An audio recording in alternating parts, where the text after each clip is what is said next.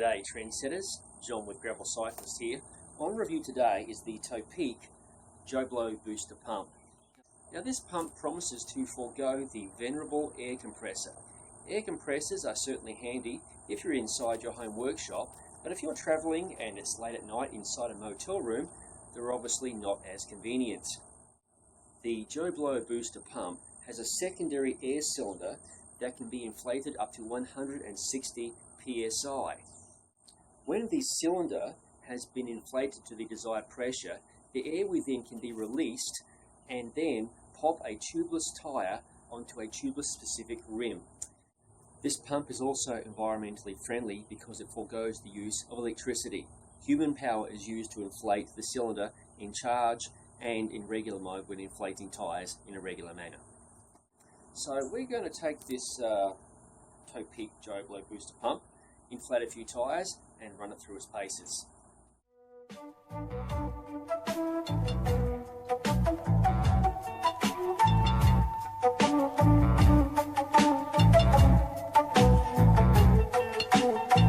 Nereden geliyorum? Next up, we're going to try and mount this Panaracer Gravel King SK, which is a tubeless specific tyre, onto this Mavic Allroad rim and see if it will mount and hold air. I usually, I always inflate tyres first without any sealant. So as you can see, there's nothing in there, because there's nothing worse than spilling sealant all over the place, which I've done plenty of times.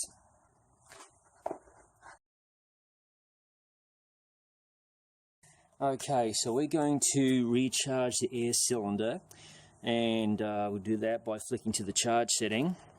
And the last inflation I did, if you counted, of course it was fast forwarded quite incredibly. It took 41 strokes to get to 160 psi, so it's actually a bit of a workout. So we'll see how this goes.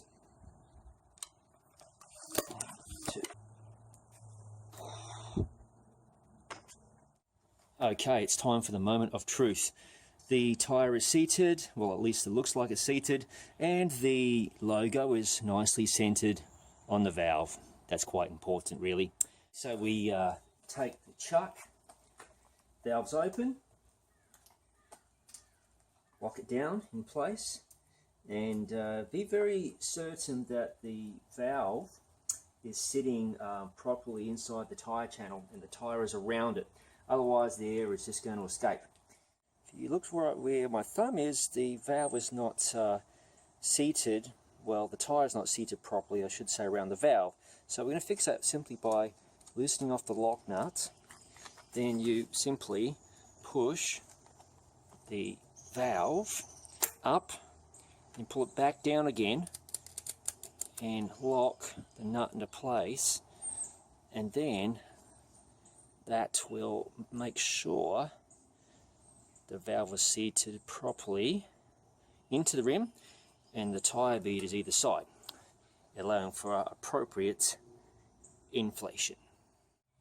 Okay, fingers crossed.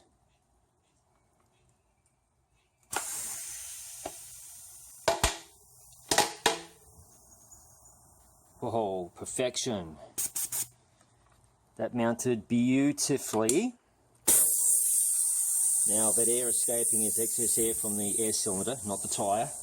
As you can see, the tyre is inflated and it's holding air without its sealant.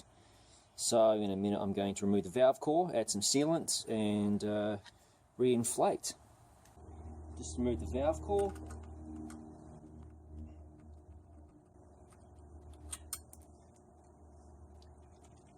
Take our sealant, give it a bit of a shake.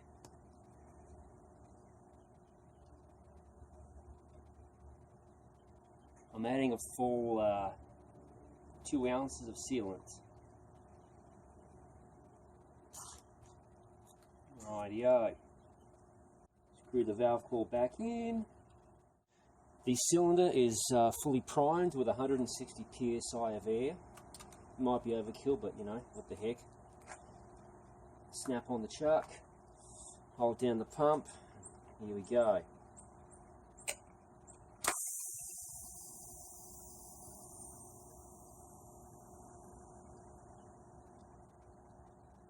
Okay, we don't have the popping sound of the bead, but this tyre is in the bead. No worries at all there.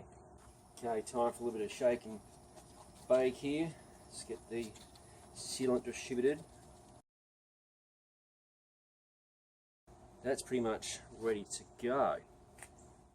The next tyre we're going to experiment with is the Maxxis Refuse, which is a 700C by 40mm tyre.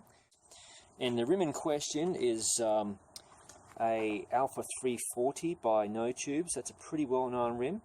So let's mount this tyre up and see how the pump does inflating. I always have a lot of fun mounting tyres, and well, not really, but I'm sure by the end of this video, and pardon the noises of the frog in the background, I'm going to have completely knackered thumbs. So for this tyre, the Refuse, we're going to inflate the cylinder up to 120 psi. 32 pumps to reach 120 psi. Lock the chuck onto the valve. We turn to inflate and hope for the best.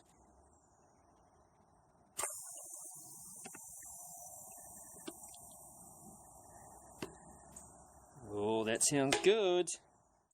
Now it's not quite popped into the bead, so we'll add a little bit more air. Okay, we've got success. Drop the pressure down a little bit. Beautifully mounted, no worries. The next tyre we're going to inflate is a road tyre, which is the IRC Formula Pro Tubeless with X-Guard technology. This is a brand new tyre to market. Not a lot is known about it. I was very fortunate to receive a nice sized batch of this tyre and similar tyres from my friends at IRC. So we're going to mount this tyre. Well, it is mounted, but we're going to inflate it and see how it does. By the way, we will be reviewing this tyre in the future, so watch the website. Okay, the cylinder is loaded up to 120 psi.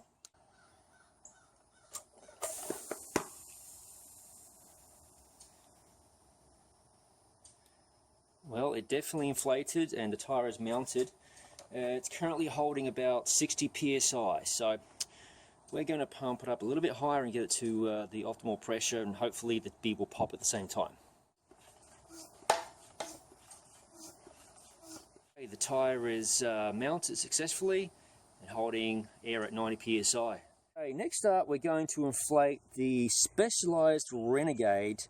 It's a 29er tyre that measures 1.95, so this should be a pretty good test. Oh, we've got a fail here. Okay, attempt to number 2. Hopefully the tyre is seated now. Give it a shot. Well, the problem That is... bloody failed as well. Bollocks. Okay, this is the 3rd attempt. Now this is a really tricky tyre. It's an old tyre. It's very loose fitting. We think we'll even have problems inflating this on an air compressor. We're going to give it a shot though. My helper here, it's, well, Dr. Payne. You can't see his face because he's a doctor. Alright, we're almost ready. Here we go. Oh, bugger. Failed again. Nope. No, it popped. Yes, it did. Excellent. We're going to inflate this Maxxis Rambler 700C by 40mm tubeless gravel tyre. This is a pretty well used tyre. It's got plenty of tread left. I have a feeling I'm going to require a real compressor to do this one. Usually it mounts very easily with a compressor. So let's see how we go here. Here we go.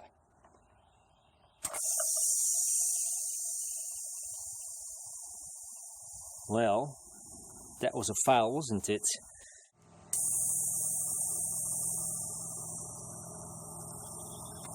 Oh, look at that. It has inflated. And they say that this is a difficult tyre to inflate. Well, we've just proved otherwise.